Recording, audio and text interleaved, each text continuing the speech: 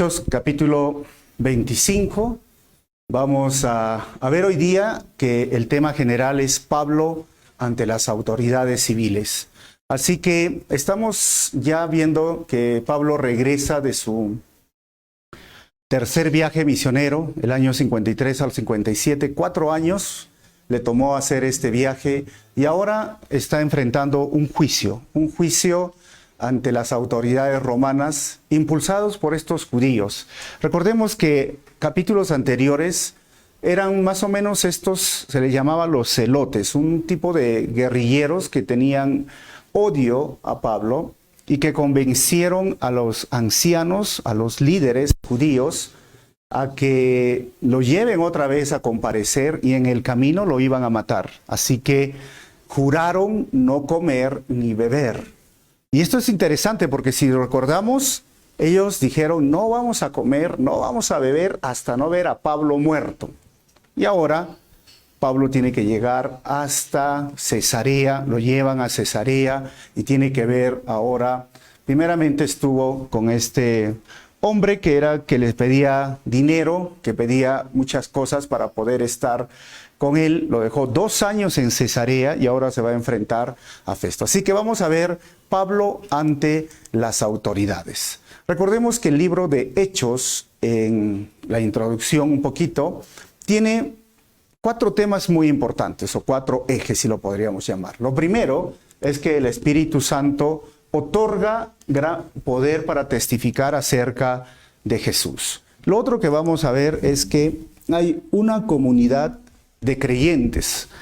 Una comunidad de creyentes que realmente es, si lo llamamos la palabra en el buen sentido, inclusiva, porque recuerden que el pueblo judío era exclusivo en su relación con Dios y eran considerados el pueblo de Dios. Pero ahora incluye a los gentiles, incluye a los samaritanos, que los judíos realmente no los querían, no los apreciaban a los samaritanos porque consideraban una raza, diríamos entre comillas, mixta, ¿verdad? Donde ellos no tenían la herencia o la sangre pura de judío. Y eso era la iglesia del libro de los Hechos. Y hasta el día de hoy eso sigue y debe de seguir siendo la iglesia, donde incluye personas, no importando el origen, o sea, dónde has nacido, no importando aún la educación, el grado de licenciatura, maestría o magíster o doctorado, no incluyendo si es hombre o mujer, porque las mujeres en las sinagogas no eran incluidas, pero ahora sí, la iglesia, la comunidad de creyentes sí lo era, no importando ni aún la edad o la condición económica. Por eso que en la iglesia existían personas educadas o no educadas, y de un estatus social habían esclavos y habían amos, y la Biblia nos muestra claramente eso. Así que este es el libro de Hechos, que no solamente hablaba del Espíritu Santo, hablaba de una comunidad. Y el tercer punto, porque ya nos quedan 4 capítulos para terminar, es que había la reconciliación en un solo pueblo. Tanto judíos como gentiles, ahora que somos un solo pueblo. Y esto se está viendo poco a poco como el evangelio va creciendo. Y el cuarto tema que se va a ver es la persecución de la iglesia. La iglesia enfrentó desde sus comienzos antagonismo de parte de los judíos, pero después vamos a ver la persecución. Y justamente Pablo va a enfrentar esta persecución con este emperador romano que se llama Nerón. Todos nos acordamos de Nerón, ¿verdad? Nerón incendió Roma y a veces Nerón quería que su nombre sea muy popular, pero a veces, hoy día es triste, en Perú sobre todo, ¿quién se llama Nerón? Nadie quiere llamarse Nerón, solo las mascotas, ¿no? Les ponen Nerón. En verdad, ¿o no, hermanos? No sé, Nerón quería ser un hombre muy importante, pero ahora tu mascota se llama Nerón. Así que ese es coloquial ese momento, ¿no? Donde sucede en este tiempo con la iglesia. Así que son 4 temas importantes y que lo hemos venido desarrollando. El bosquejo entonces de este estudio es el siguiente, ¿no? Para empezar, del versículo 1 al 12 vamos a ver Pablo ante Festo. Y del versículo 13 hasta el 27 vamos a ver Pablo ante el rey Agripa. Y recordemos que Pablo, cuando él fue encontrado por el Señor le dijo, ese es el propósito porque te voy a salvar, Pablo. Vas a predicar el evangelio a los gentiles, pero también vas a predicar a las autoridades y a los reyes. Había evangelizado su mundo, Pablo, ya son 3 viajes, pero todavía faltaba evangelizar a reyes o autoridades. Y es en este momento que lo va a hacer. Entonces, a medida que yo paso las diapositivas, van a salir los títulos de cada subdivisión del párrafo. Punto número 1, del 1 al 5, Pablo ante Festo tiene que esperar que regrese de Jerusalén. Dice el versículo 1, 3 días después de que Festo llegó a Cesarea para asumir sus nuevas funciones, partió hacia Jerusalén. Festo llega ahora, en este momento, y pues obviamente quiere conocer a Pablo. Habían pasado 2 años. Versículo 2 dice, donde los sacerdotes principales y otros líderes judíos se reunieron con él y le presentaron sus acusaciones contra Pablo. Pongámonos un poquito en el contexto. ¿Cuánto tiempo había pasado? Si recordamos versículos anteriores, pasaron 2 años. Pero los líderes insistían en que Pablo realmente sea juzgado. Estos hombres estamos hablando, como decimos, ¿no?, coloquialmente, la nata de la religión judía.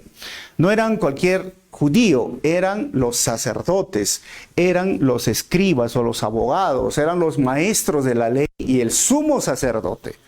Todavía tienen este deseo. Versículo 3 dice, pidieron a Festo que les hiciera el favor de trasladar a Pablo a Jerusalén, ya que tenían pensado, y lo he remarcado, hermanos, tenían pensado tenderle una emboscada y matarlo en el camino. Lucas, cuando escribe esta carta, trata de poner muy en claro el antagonismo que viene de los judíos, pero también trata de poner en claro que el cristianismo nunca fue una amenaza para el Estado, para el gobierno romano. Y quienes se sentían amenazados, estos hombres religiosos, tenían la ley, el decálogo, y la ley decía, no matarás. ¿Y qué están queriendo hacer ellos? Matar. O sea, pero ya hemos estudiado eso, dirán algunos. Sí, pero estamos viendo acá que pasaron 2 años. ¿Hasta qué punto una persona puede odiar a otro? ¿Hasta qué punto una persona puede guardar tanto rencor en su corazón para seguir insistiendo en un plan, en una emboscada, en una estrategia para matar a un hombre inocente?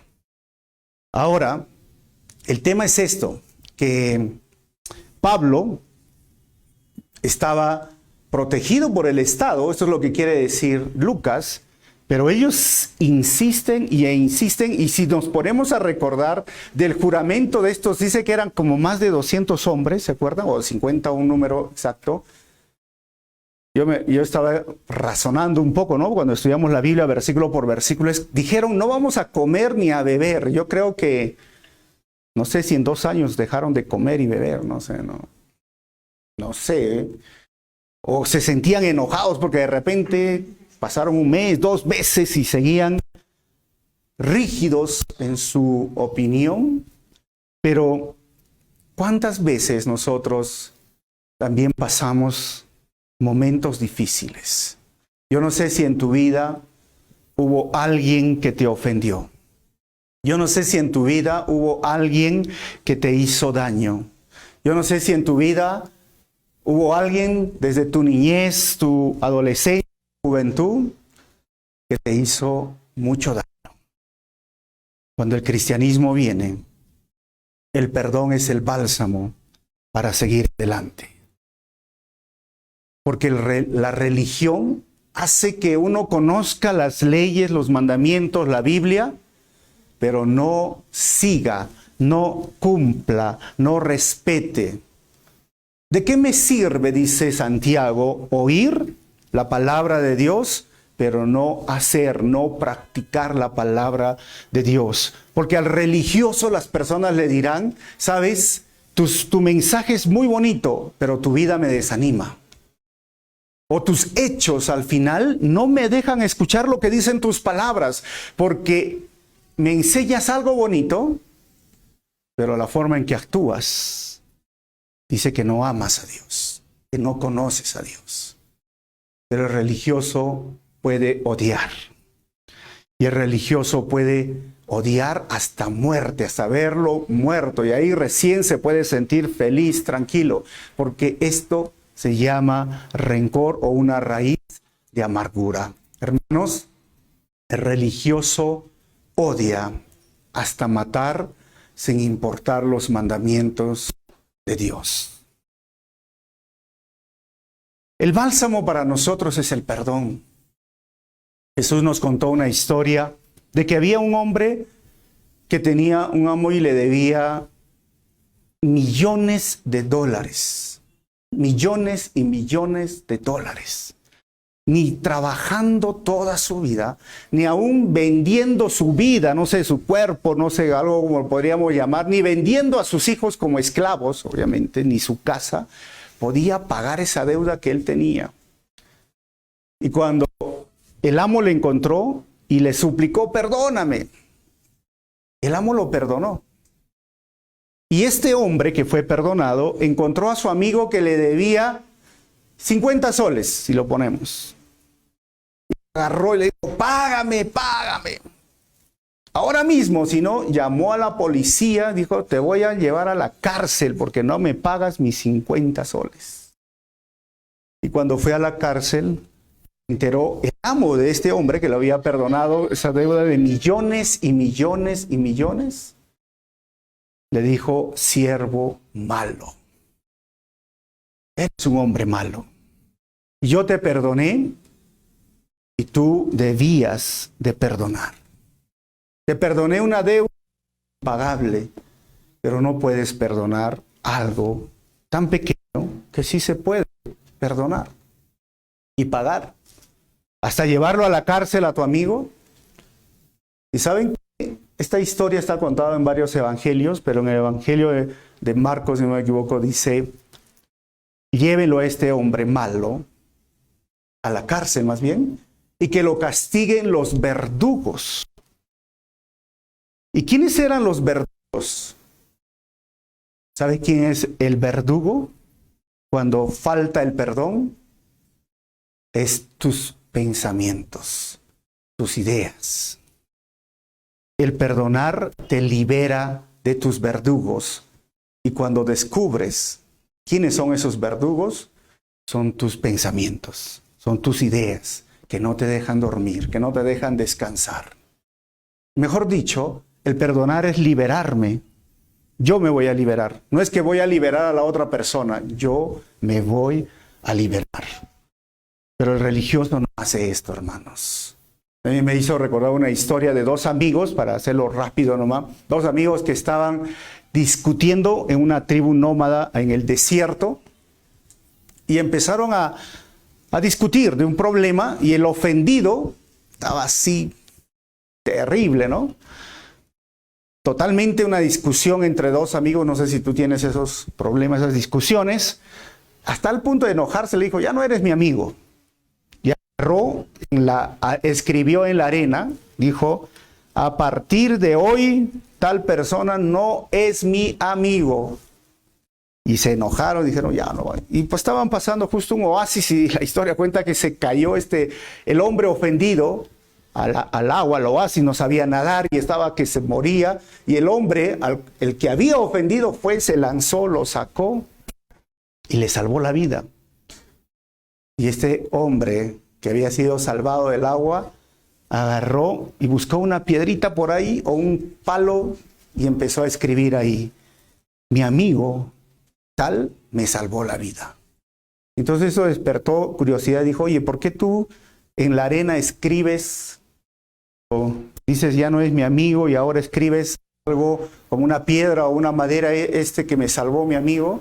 Él dijo, es que en mi tribu, cuando nos ofendemos, lo escribimos en la arena para poder olvidar la ofensa.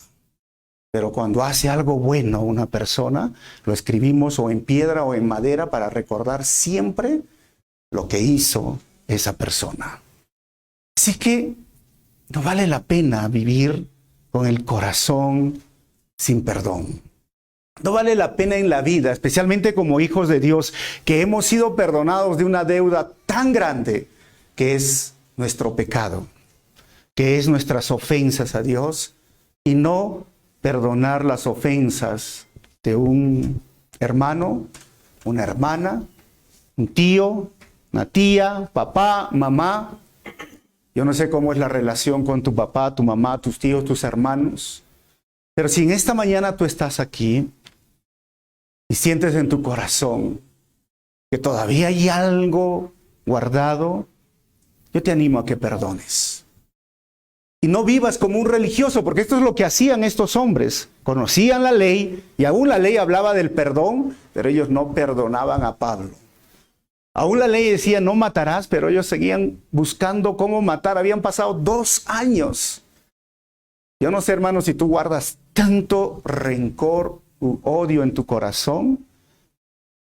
Y ahora desde la perspectiva, digamos, emocional, psicológica, médica, el que anda enojado y guarda rencor, muy pronto van a aparecer esas enfermedades que se llaman psicosomáticas, ¿no? No sé si han escuchado esto. Dice que me duele la cabeza, que me duele el riñón, que me duele el otro, que me duele... Y a veces simplemente es perdona. Y va a desaparecer eso. Recuerda, el religioso odia hasta la muerte sin importar los mandamientos de Dios. Y el mandamiento es no matarás. Versículo 4. Dice el texto. Pero Festo respondió que Pablo estaba en Cesarea y que pronto él mismo iba a regresar allí. 5. Dice allí, así que les dijo, algunos de ustedes que tengan autoridad puedan volver conmigo, y si Pablo ha hecho algo malo, entonces podrán presentarse o presentar sus acusaciones. Así que los va a animar a ir a Cesarea. Ahora, del versículo 6 al 8, Pablo ante Festo, al final, es acusado por los líderes judíos. 6, unos 8 o 10 días después, dice el texto, Festo regresó a Cesarea y al día siguiente tomó su lugar en la corte y ordenó que trajeran a Pablo. Así que Festo ahora quiere conocer a Pablo. Lo presentan, lo traen a la corte. ¿Y qué sucedió? Versículo 7. Cuando Pablo llegó, los líderes judíos de Jerusalén lo rodearon e hicieron muchas acusaciones graves que no podían probar. Es interesante esto, hermanos, ¿verdad? No podían probar. Y esto nos hace recordar que en el tiempo, en el Antiguo Testamento, otros líderes, otros hijos de Dios también fueron acusados. ¿Cuántos se acuerdan de José? Cuando José fue acusado por la esposa de Potifar, y eso está en Génesis 39, donde esta mujer quiso acostarse con José y José dijo, yo no voy a pecar contra mi Dios, ni contra mi amo, ¿no? En ese tiempo él era esclavo en Egipto. Y es interesante cómo en la Biblia hay acusaciones falsas a muchos hijos de Dios. Y si tú hoy también estás siendo acusado falsamente, tienes que aprender a dejar este tema en las manos del Señor.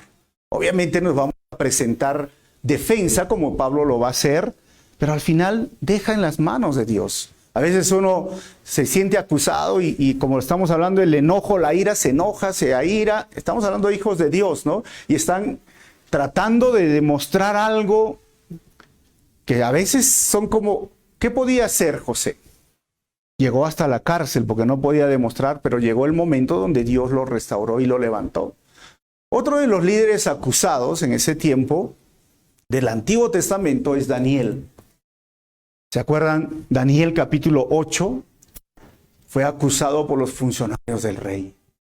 Y era muy interesante, ¿no? Porque en ese tiempo el rey era ya el rey Darío, estamos hablando de los persas, y quería ponerlo en una posición más alta y tenía 3 personas importantes en todo el reino. Y así que querían acusarlo de algo a Daniel. Y eso hemos estudiado, está en el Facebook y en el YouTube. No encontraron nada de qué acusarlo a Daniel. Y tuvieron que inventar un problema, diríamos. Era de que mira, como en ese tiempo los reyes eran considerados dioses dijeron, Señor, le dijeron a este rey, haz que todos se arrodillen y te oren a ti durante estos días. Nada más, solo a ti, ya no a sus dioses, solo a ti. Y Daniel no dejó de orar, no dejó de hacer esto. Inmediatamente fueron y le dijeron, mira, Daniel no te está orando, no te está adorando. ¿Y se acuerdan de esta historia? ¿Hasta dónde fue Daniel? Llevado hasta los leones. Dios lo libró, Dios lo salvó, aún en la cárcel, aún en el momento más difícil. Dios nunca nos abandona. Y si tú eres inocente, obviamente, ¿no? Porque a algunos no les gustan que los acusen, aunque son culpables. Pero si tú eres inocente, confía en el Señor. A su tiempo, el Señor te va a sacar de ese asunto. Ahora, Pablo está siendo acusado de forma inocente. Y es más, el libro de Apocalipsis, el capítulo 12, el versículo 10, dice, luego oí una fuerte voz que resonaba por todo el cielo. Por fin ha llegado la salvación y el poder, el reino de nuestro Dios y la autoridad de su Cristo.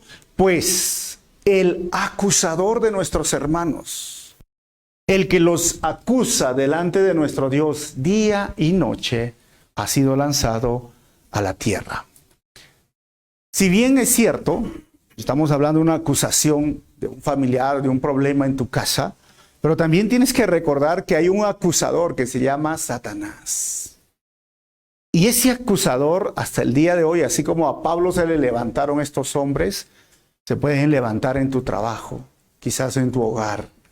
Satanás está detrás de muchas situaciones. Obviamente, por eso tenemos que orar. Pero también por cualquier pecado, por cualquier momento difícil, tentación que hayas cedido, a veces Satanás te tienta, te provoca, te lleva, pero al final tú decides caer. Pero una vez que Satanás te tienta y te provoca, ¿sabes qué hace Satanás? Te acusa y te dice, ¿cómo vas a ir a la iglesia que has pecado? ¿Cómo te vas a presentar delante de Dios si mira lo que has hecho?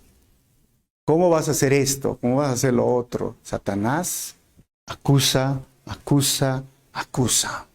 Pero ¿qué dice la palabra del Señor? Que tenemos un abogado. Que tenemos alguien que nos defiende. ¿Quién es? Jesucristo nuestro Señor. Por lo tanto, Pablo por eso dice, si ustedes tienen que recordar que no hay condenación para aquellos que están en Cristo Jesús. Y es más, Juan, cuando escribe en su carta de primera de Juan, dice, si alguno de ustedes ha pecado, recuerde, tenemos un abogado. ¿Y quién es? Cristo nuestro Señor. Pero también dice Juan que si tú confiesas tu pecado, o sea, este es el punto. No es que haya peco y que el Señor me defienda, no. Te defiende cuando tú confiesas tu pecado y Él es fiel para perdonarte y limpiarte de toda maldad. Ese es el proceso. Esa es la forma en que vivimos. Pero si por años tú has pasado algo, no dejes que la culpa te martirice más, porque ahora en Cristo somos nuevas criaturas y no hay condenación del pasado, pero del presente. Cada día luchamos con nuestro viejo hombre o la naturaleza pecaminosa. Así que Pablo lo acusaron y simplemente no sabían cómo más acusarlo. Pero vamos a reforzar este tema con Romanos capítulo 8, versículo 33-34. Dice, ¿quién se atreve a acusarnos a nosotros, a quienes Dios ha elegido para sí? Nadie. Porque Dios mismo nos puso en la relación correcta con Él. Entonces, ¿quién nos condenará? Nadie. Porque Cristo Jesús murió por nosotros y resucitó por nosotros y está sentado en el lugar de honor a la derecha de Dios e intercede por nosotros. Si en esta semana tú has tenido situaciones difíciles, el pecado ha llegado a tu vida y tú has cedido a la tentación, yo te animo, confiesa tu pecado al Señor. Pide perdón, restaura tu relación para que este versículo sea una realidad. Nadie te va a condenar del pasado. Y el pasado es lo que hiciste ayer. Vivimos el presente con el Señor. Y vivimos cada día con el Señor. Porque Dios nos ha puesto en una relación correcta con Él. Así que Pablo esperó 2 años, pasaron el tiempo. ¿Y qué pasó más? Versículo 8, Pablo negó los cargos, sencillamente. No soy culpable de ningún delito contra las leyes judías, ni contra el templo, ni contra el gobierno romano. Esto es lo que lo acusaban. Y Lucas trata de ponerlo esto porque esa era la idea. El cristianismo no es un problema para el Estado. Aunque Pablo seguía en cadenas, pero decía, ¿sabes? No es un problema. Versículo 9 al 12, Pablo ante Festo ahora se niega a volver a Jerusalén y apela al César. Dice el versículo 9. Entonces Festo, queriendo complacer a los judíos, le preguntó, ¿estás dispuesto a ir a Jerusalén y ser juzgado ante mí allá? Pero Pablo contestó, no. Esta es la corte oficial romana. Por lo tanto, ¿no debo ser juzgado aquí mismo? Usted sabe muy bien que no soy culpable de hacer daño a los judíos. Así que, como que se la solía la trampa, recuerden, querían que lo saque para al final que lo maten. Pero Pablo también conocía sus derechos como romano. Versículo 11 dice, si he hecho algo digno de muerte, no me niego a morir. Pero si soy inocente, nadie tiene el derecho de entregarme a estos hombres para que me maten. Apelo al César. ¿Y quién era el César en ese tiempo? El César era el nombre para el rey romano. El César era Nerón. Y vamos a ver esto más adelante. Recuerda, hermano, Dios tiene la última palabra en la vida o la muerte de cada persona. Pablo decía, si me quieren matar, no voy a ir. Pablo sabía claramente que Dios estaba en control de esta situación. Y no importa si apelaba al César, Pablo sabía que Dios tenía la última palabra en su vida.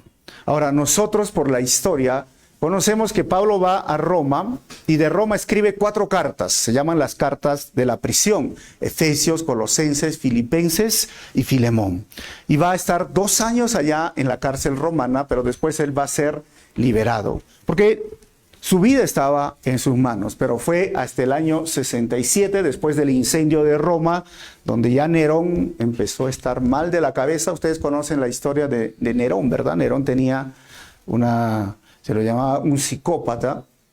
Al final lo decapitó, le cortó la cabeza a Pablo. Pero ahora no era el tiempo de partir. Al final, hermanos, creo que todos vamos a partir de este mundo, ¿no? Nadie tiene la vida segura o eterna acá, pero solo en Cristo podemos hacerlo. Así que cualquier situación de peligro, cualquier amenaza de muerte, cualquier situación aún de enfermedad, recuerda, Dios tiene la última palabra en la vida o la muerte de cada persona. Versículo 12. Ahora, Festo continuó conversó con sus consejeros, consultó y después respondió, muy bien, has apelado al César y al César irás. Así que Pablo, te vas a Roma, te ganaste tu pasaje a Roma. Vamos a ver más adelante cómo fue su viaje a Roma, ¿no? Fue tan bonito. Y esto nos hace entender que las leyes están para cumplirlas, hermanos, porque será la ley para los romanos, pero también la ley está para protegernos o castigarnos si es que rompemos las leyes. Y recuerden que la ley existe sin la presencia de la autoridad. Y especialmente como cristianos debemos ser muy cuidadosos, ¿no? Hay algunos que manejan y piensan que la ley es el policía, ¿no? Y miran la luz roja, pero miran en todas las esquinas si está el policía o no está el policía. Pero la ley existe aún sin la presencia de la autoridad.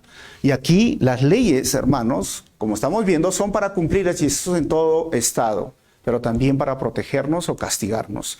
Versículo 13 al 22, ahora Pablo va ante el rey Agripa, se va a presentar, y Pablo ante el rey Agripa se presentará ahora que está de visita en Cesarea. Dice el 13, unos días más tarde, el rey Agripa llegó con su hermana Berenice. Ahí está el nombre para las mujeres, las hijas mujeres que van a tener Berenice.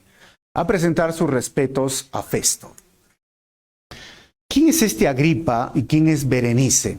Miren, esto es muy interesante porque Herodes Agripa II, es el que está aquí, gobernó un reino adjunto del Imperio Romano al noreste de la provincia de Festo. Pero él era el encargado, era como el gobernador, diríamos, ¿no? Y Festo el alcalde, para que lo podamos entender. Ahora, el bisabuelo de este rey Agripa, el bisabuelo, había tratado de matar a Jesús cuando era bebé, ¿se acuerdan? Que mandó a matar a todos los niños. ¿Quién era? El bisabuelo de este rey Agripa. Miren, esos eran los Herodes. Ahora, su abuelo había mandado a decapitar a Juan el Bautista. ¿Se acuerdan esta historia que ya lo hemos estudiado? ¿Qué más? Su padre había martirizado al primer apóstol, a Santiago. Ahora, ¿por qué lo pongo? Miren a quién se enfrenta Pablo. Este hombre era como terrible. Y viene con Berenice. ¿Y quién era Berenice? ¿Saben qué? Berenice era la hermana de Agripa. No sé si ya están entendiendo y cómo ven en la foto. O sea, las autoridades y la historia secular registra rumores de su relación incestuosa. Algunos no entienden de qué está hablando. Era pareja de su hermano. Se había metido con su hermano. ¿Pero estaba soltera? No. Berenice se había casado con su tío.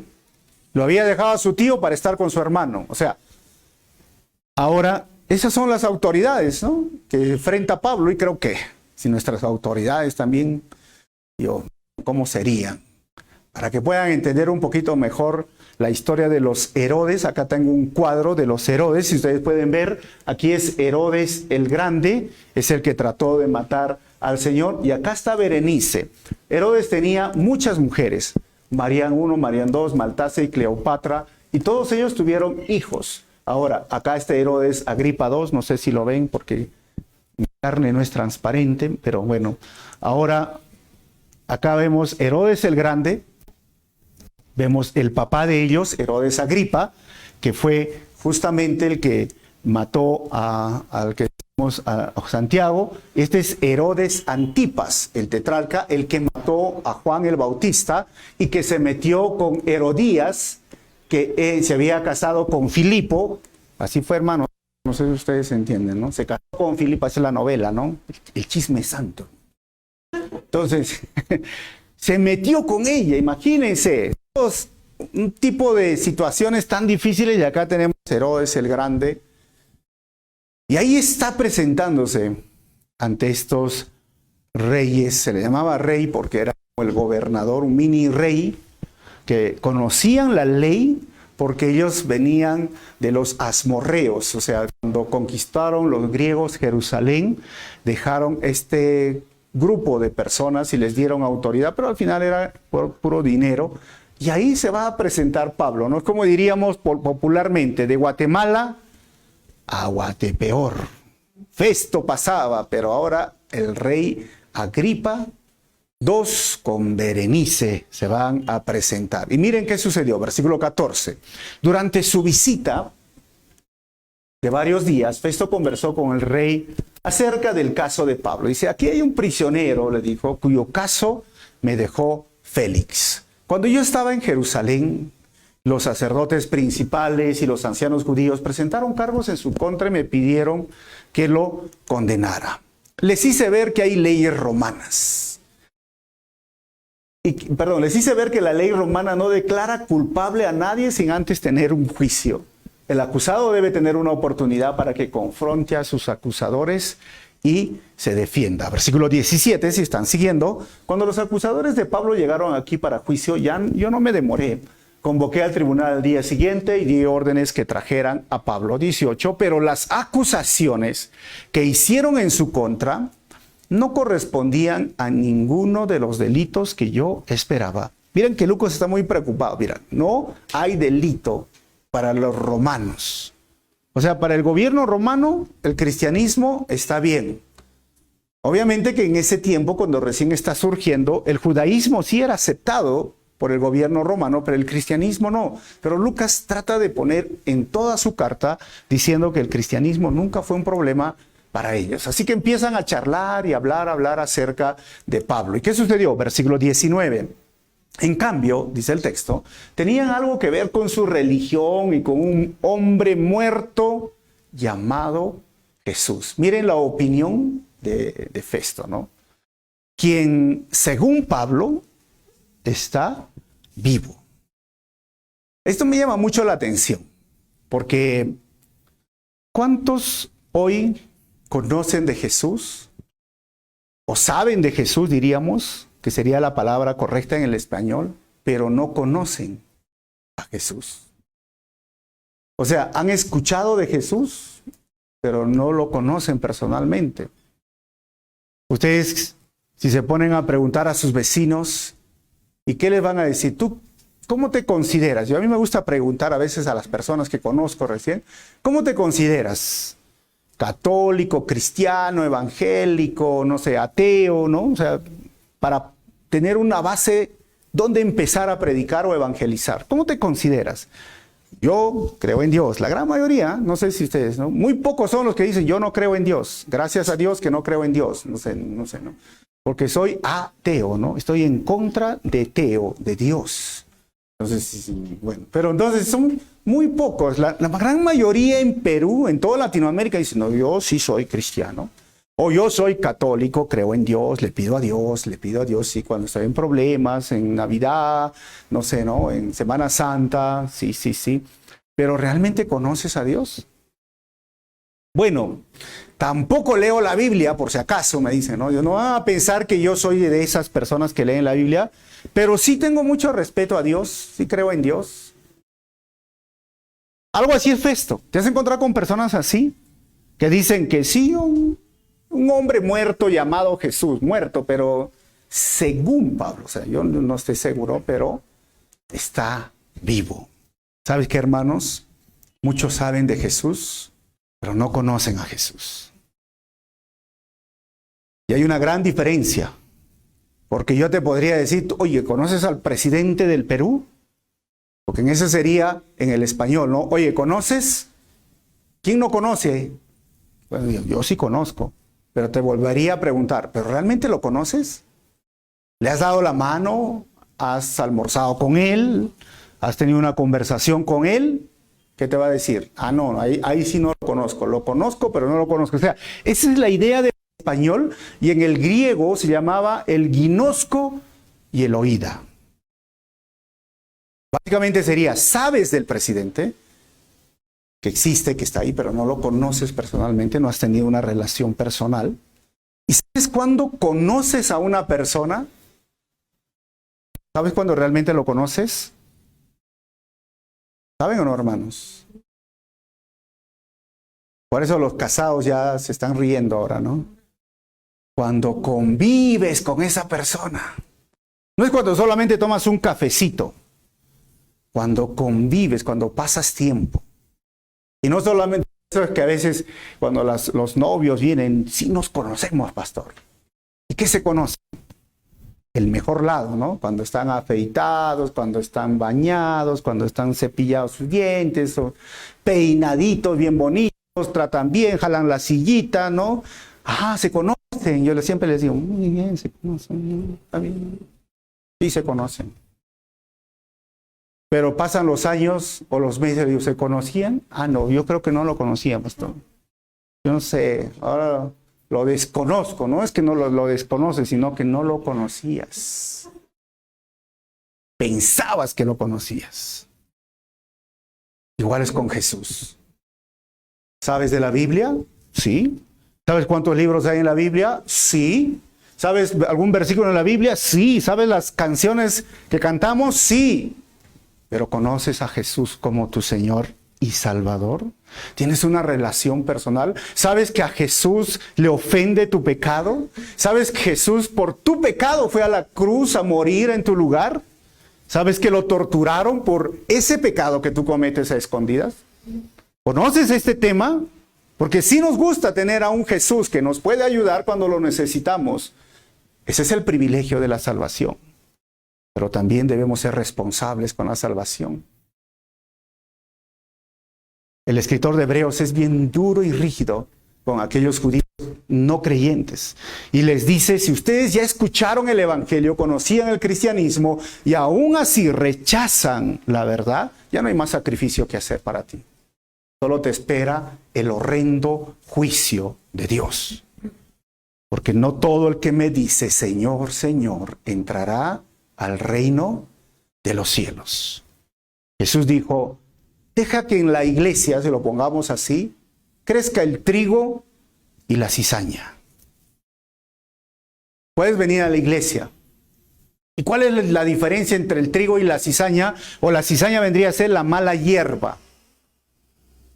Porque un día Jesús va a podar, ¿verdad? Y Él va a separar la mala hierba del trigo. ¿Y qué va a hacer con la mala hierba? Dice Jesús. Mándenlo al lago de fuego. Pero dirán, pero yo crecí junto al trigo. O sea, estuve al lado de ese trigo. No sé si es trigo el que está a tu lado o mala hierba. A ver, míralo. No sé si es verde o amarillo. No sé, pero bueno. O la mala hierba. Pero yo crecí, Jesús. Pero eres mala hierba. ¿Sabes cuál es la diferencia entre el trigo y la mala hierba? En que el trigo da fruto. Y al cristiano se lo conoce por sus frutos, no por su vestido verde. ¿No? Los que están vestidos de verde son mala hierba, no. O sea, no se le conoce simplemente porque aparenta o porque está dentro del campo, dentro de la iglesia, dentro del mundo, del cristianismo, sino porque da fruto. Y si tu vida no está dando frutos, preocúpate. Mírate al espejo y di, Señor, ¿tengo cara de mala hierba? Así va, o tengo cara de trigo, Señor. Pero es mejor tener cara de trigo, hermano, porque vas a estar con el Señor que cara de mala hierba. Porque créeme, el religioso es el mismo que están haciendo ahora. Y este hombre saben de Jesús, pero no conocen a Jesús. Tú puedes tener mucho tiempo en la iglesia, pero ¿realmente has conocido a Jesucristo como tu Señor y Salvador? ¿Realmente tienes una relación personal íntima? Y si tú me dices, sí, pastor, entonces tus frutos van a evidenciar. No tienes que convencerme a mí. Tus acciones, tus palabras, tu forma de evangelizar, tu forma de predicar, tu forma de alabar, tu forma de tratar a tu prójimo, tu forma de dar de tus ofrendas o tus diezmos, porque eso es un fruto delante del Señor. Simplemente van a decir, sí, eres cristiano. Pero si tú me dices, yo sí soy, pero no hay frutos, esto, preocúpate. Este hombre conocía y decía, es un tal Pablo, porque sabes al final que la religión adora al Jesús muerto en una cruz. ¿Ustedes han visto? Cuando pasan por la procesión está muerto. Mas el que conoce a Jesús lo adora en espíritu y verdad, porque conoce que está vivo. Siempre les digo esto, ¿no? Hoy hablé con el Señor. Hoy conversé con el Señor. ¿Sabes por qué? Porque cuando yo leo la Biblia, Dios me habla. Y cuando yo oro, Él me escucha. Y eso es una conversación, ¿o no, hermanos? ¿Y tú has hablado con Dios? ¿Has leído la Biblia? ¿Has orado? Porque Él está vivo. Pero el religioso piensa que está muerto en una cruz. Versículo 20, dice el texto. No sabía cómo investigar estas cuestiones, así que le pregunté si él estaba dispuesto a ser juzgado por estos cargos en Jerusalén. 21. Pero Pablo apeló al emperador para que resuelva su caso. Así que di órdenes de que lo mantuvieran bajo custodia hasta que yo pudiera hacer los arreglos necesarios para enviarlo al César. 22 dice, me gustaría oír personalmente a este hombre. Dijo Agripa. Qué miedo, ¿no, hermanos? Y Festo respondió, mañana lo vas a oír, lo oirás. Ahora, del 23 al 27, Pablo ante el rey Agripa se presenta escuchando sus cargos. Dice el versículo 23.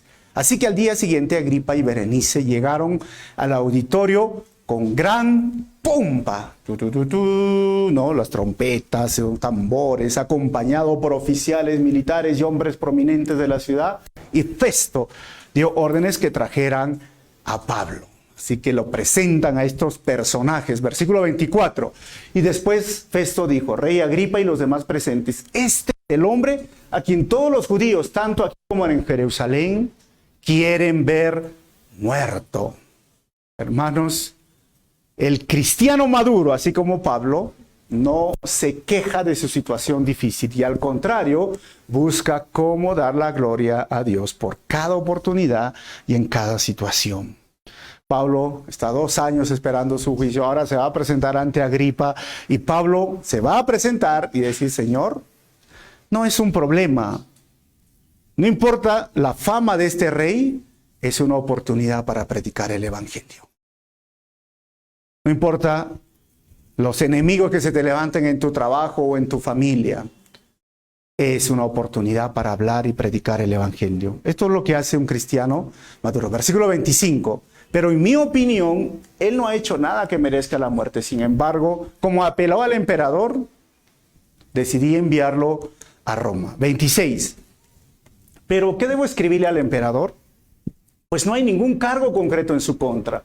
Así que lo he traído entre todos ustedes, especialmente ante ti, oh rey Agripa, para tener algo que escribir después que lo interroguemos. 27. Pues no tiene sentido enviarle a un prisionero al emperador sin especificar los cargos que hay en su contra.